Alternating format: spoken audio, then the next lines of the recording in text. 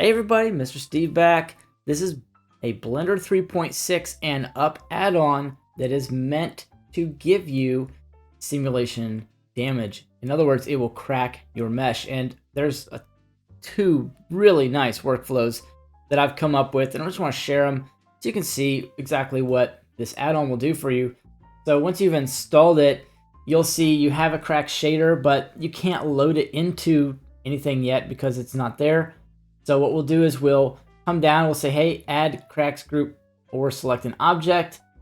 You've got some detected objects, scene count, and then this is going to be your magic button. You're going to love this button because now we can add rigid body physics in just a couple of clicks, and you will have an animated cracked damaged mesh you can play with.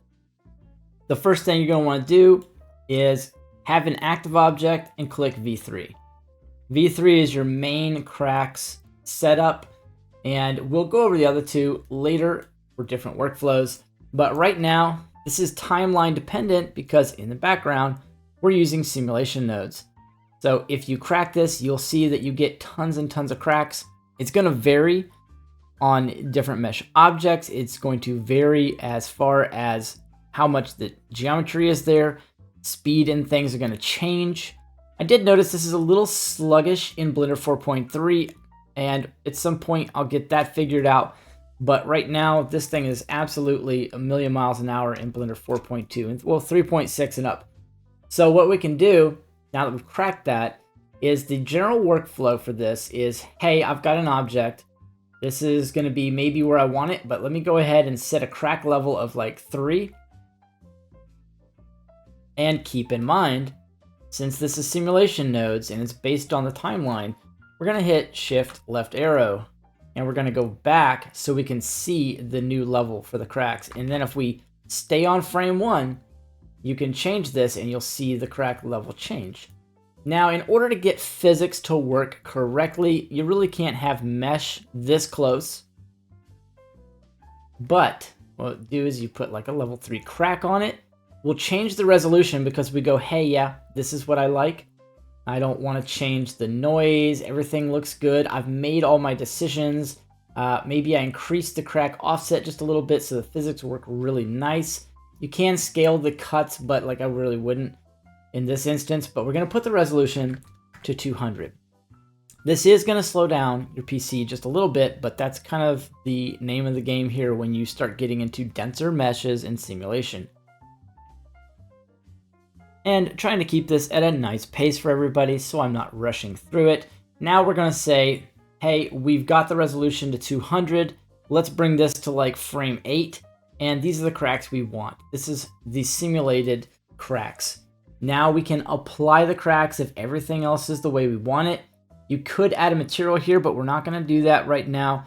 And the process for getting the simulation to work correctly is super important. So we're going to crack this mesh. And now what's happened is we applied this, but it's still one mesh. And the easy way to do this, I've set it up. You can add parts collections 1 through 7. So we'll add parts collection 1. And what that's going to do is it's going to separate by loose parts. It's going to reset origin points. Okay. And it's going to leave you in a selected state. You need to leave it just like it is. You'll have selected and you'll have an active. Now that you have this set up, all you have to do is come over here and click copy from active. Don't change anything. And we can open up the physics tab. You'll see it's added some mass here. Feel free to change that to whatever you want. And you could conceptually go in for the object, come down to rigid body, and you could calculate mass for this and change this to whatever you want. And that will be cool. And then of course you can copy from active, whichever way you want to do it. But I'm just going to click copy from active. What it's going to do is it's going to apply physics. It's going to change the shape, the source on every object here. So each object is going to now have mesh-based collisions with the source of the base. Okay, so that's going to be a little heavier on the PC. Not much, as you can see. I'm running on a 3060 NVIDIA laptop, so this is pretty decent. And now if I go to the timeline and shift left arrow back and press play, It does blow apart a little bit, but it's pretty controlled. So it's going to depend a little bit on how your cracks happen, the gap you leave right here.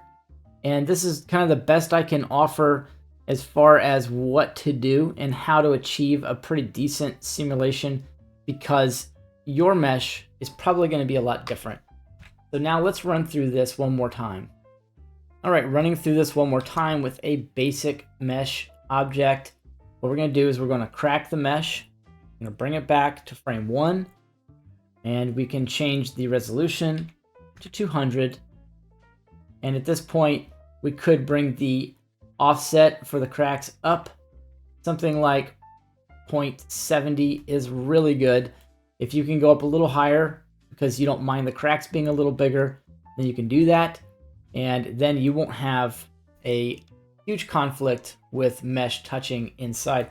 And if your PC could handle it, you could bring that resolution up even higher. It's not only going to make the interior look nicer, but it's going to really help out in the simulation. So what I'll do is I'll just run this over, and I did find that the more cracks I added, the better the simulation responded. So let's apply, and let's just go click copy from active. Oops, I didn't add it to the parts collection, so let's add that to a parts collection, and now we can copy from active, shift left arrow, press play, and you get a very stable reaction. And this is the only way you're going to get it with mesh objects that kind of go in. And let's put this to like 500. This gives you a pretty decent setup. You can bake this out as well, but that'll give you an interesting setup for your cracks. You can do a number of things. And if you go to the physics tab and go to collisions, surface response, you'll have some different options in here, sensitivity, different things. If you click on one of these objects here, what's going to happen is you'll get dynamics. And what we can do is we can go down to deactivation. It's kind of hard to find, but you can start these deactivated. Then you can add different key markers here, keyframes as you're scrubbing through.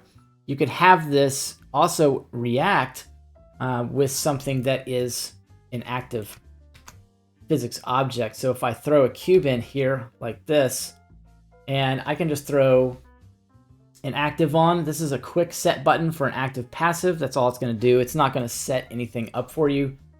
And this one's even set to convex, it's deform, it's the basic setup. But if I click animated instead of dynamic for this one, and I go ahead and hit play, then I can do stuff like that. And I think that's pretty cool. So now you've got the option to slowly or quickly run these things out. And I think this is going to kind of step up the game for the cracks add-on, and you guys can now do some simulation and animate it, which was the general idea. Now let's go ahead in this next chapter, and we're going to cover adding the shader setup. That's a very fun part of the add-on. We're just going to start with a fresh scene here. I'm going to add a new cube. Go ahead and add the V3. Let's make sure that in the timeline we are on frame 1 so we can see what we're doing. Then we can add crack levels like a level 1, a level 2. I'm going to leave this level 3. It seems to be a pretty good setup. I'm going to go over to look dev. Now this doesn't have any materials on it yet. So what we're going to do is we're going to come up to the crack shader and go ahead and click that button. It'll take a second. It's going to actually create a node group for you. So if we go into the shader editor, you'll see that you've now got this color ramp based on an attribute that's being pulled out of the actual geometry nodes. And then you've got a bevel on this to make it look a little bit nicer. You can play around with that and do whatever you wish. Now this is just basic black and white, so you won't see a whole lot until you come down here. And let's first off load the cracks shader, so cracks RGB. Once you've loaded that, now you'll see there'll be a slight change inside. This is the crack color. So right here, it'll kind of flip. If you understand anything about color ramps, you can step these from left to right. You can do even offsets, distribute from left, distribute stops evenly. But it's really, really simple. So if our inside color for the crack was going to be like a brighter orange or something like that, then we can have that, and you can make this a little darker as you go. If it flips past that, you're flipping the colors, basically. So that's just that. Now I'm gonna click on the little pointer here for the next color, and then if I was to change this, now we're in true Blender colors. And the cool thing that I like about this is that now, as you're doing this, you get a dynamic update with the shader on there. So that's pretty fun. I like that a lot.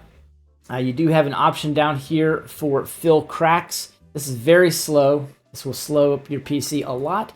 But if you want to fill all the cracks up, you can do that. It's pretty decent. And yeah, that looks pretty neat. So a lot of different things you can do. If you do go too far past, sometimes you'll chip pieces off of the mesh. And I didn't seem to do it here, but let's turn off the fill cracks. And let's ramp this thing up as far as I can go here in my timeline to 30. And it didn't seem to do it this time.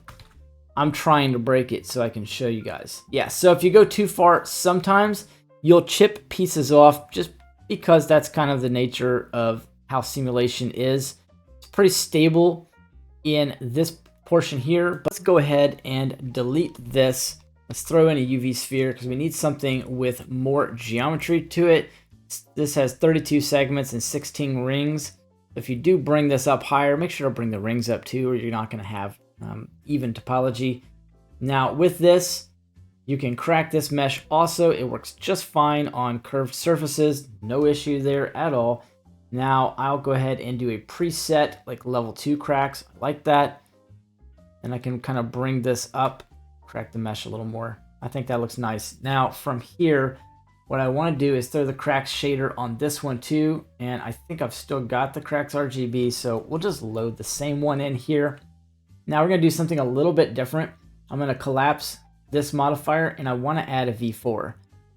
And these are kind of built to stack, so we can have a little bit of fun here. Now currently, I'm going to have to go into the geometry nodes editor and add this. I'll put this in as soon as I can, but I need a set material here and I need to represent the cracks RGB. And when I do that, now I'm going to start getting something a little bit more interesting. And we can collapse all this and go into the shader. And I think I'll just click cracks shader one more time, wipe that out, and then let's go with the new RGB. And now we can kind of play around with this and get some gradient looks, which will be really cool. So we have black here. Not sure I really want to use that. I think we'll just jam this over to blue. That looks pretty cool, and it's going to give it kind of a splatter look. So we'll go to the next step here, and we can throw in some kind of orange. And bring these a little closer. Something like that. Looks pretty cool. And maybe I can bring this back. Let's do. There we go. That's the look I was going for. So now for the outside, this can be like maybe a little bit gray, whatever. And then I can go more metallic on this one. So we'll pull up the more metallic side of this. The roughness can be changed or not, whatever. We'll leave it just a little bit in the middle, almost 0.5. And so now we get this neat kind of look here. And as far as material artists go, you probably poo-poo this big time. But as far as getting something to work inside of the simulation zone with the cracks, it's been a real fun time. So now we've got something that will dynamically update. Yes, it's going to be very slow, but the shader will update with it. And we've got pretty cool cracks. So this can be something you play around with. You'll have access to the bevels. So if we jump in, turn off Scene World, I'm going to get over into Cycles. Switch this so we can see it real nice. And what ends up happening is we get a cleanup of those kind of funky edges. As you know, if you're in cycles, you have an artifact, it's 100% going to show up and look like garbage. So now you can kind of stack these. It's pretty cool. And I don't foresee this being bad on a render. So what I'm going to do is we're just going to go ahead, put a camera in the scene, and we'll go ahead and get a nice render of this. I think the lighting will be okay. I'm going to change a couple of things here in the color management. I want to go for the look. I like punchy a lot, and we can kind of change the exposure a touch. Think about putting in a light real quick, just an extra light. And where's my camera? Okay, so it's here. So now I need to grab the light, kind of bring it around. That's cool. I'm gonna kind of make this a little brighter, change the radius so it's not looking too garbagey. I'm gonna give it a little bit of a blue tint, kind of accent what we're doing.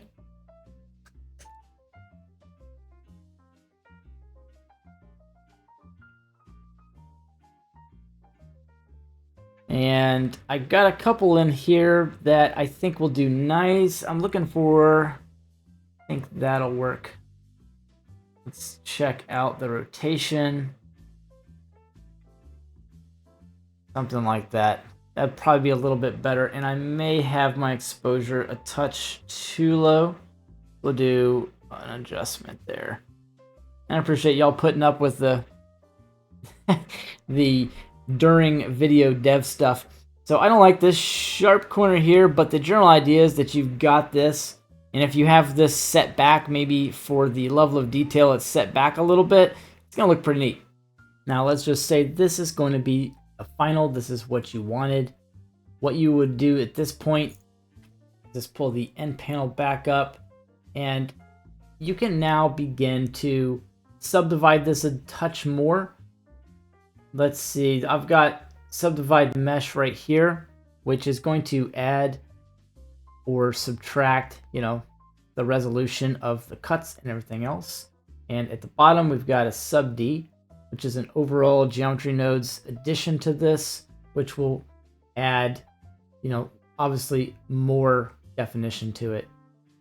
Then of course we could turn off individual, because individual is kind of designed for having objects that are the octagon style workflow, and I can show you guys that. I do have a video on it, but now we get this. It's a lot better.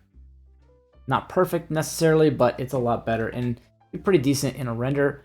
What we can do is go ahead and knock out a quick render of this and take a look at it. I think it's going to look really good at the end. So you have this cracked the way it is, and now you've got your nice little shader built in as well.